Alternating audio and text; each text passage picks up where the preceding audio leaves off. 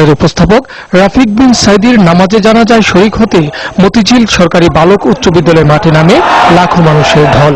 বৃহস্পতিবার বিকেল 5টার পর প্রিয় সন্তানকে শেষবারের মতো দেখতে এবং জানাজায় অংশ নিতে প্যারোলে মুক্তি পান দেলাওয়ার হোসেন সাইদি। জানাজা ময়দানে তিনি উপস্থিত হবার সাথে সাথে আল্লাহু আকবার ধ্বনিতে কেঁপে ওঠে পুরো ময়দান। 5 বছর কোরআনের তাফসীর করেছি সারা বাংলাদেশে, সারা পৃথিবীতে। আমাকে বানানো হয়েছে যুদ্ধ অপরাধী, আমাকে বানানো হয়েছে চোর, ডাকাত, হত্যাকারী, ধর্ষণকারী। আমি আল্লাহর নামে কসম করে বলছি, আল্লাহ তোমার জাতের কসম, তোমার ইজ্জতের কসম, তোমার সম্মানের কসম, 1971 সনের এক ফোঁটা বালি বা কাদা আমার গায়ে লাগে নাই, লাগে নাই, লাগে নাই। এ সময় আল্লামা সাইদি মানবতা বিরোধী অপরাধের অভিযোগ নাকচ করে দিয়ে আল্লাহর সাহায্য চান। আমার শুধু কাজ ছিল কোরআনের প্রচার করা।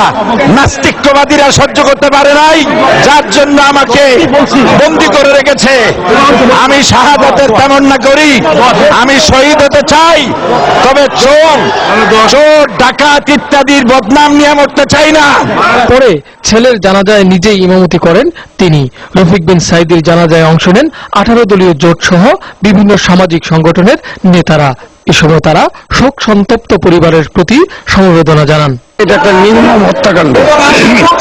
যদিও উনি মৃত্যুটা স্বাভাবিক মনে হচ্ছে, কিন্তু যে ঘটনার আবহে উনি মৃত্যুবরণ করছেন, একটা পরিবারকে শুধু আদালতের কাঠগড়ায় দাঁড় করানো হয় নাই, মূলত তার একজন মহৎ মানুষের চরিত্র হরণ করা হয়েছে।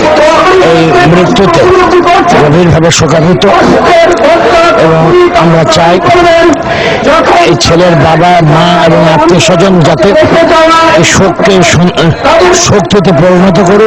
দেশের ওলামায়ে কেরাম এ সময় তার মৃত্যুতে দুঃখ প্রকাশ করেন।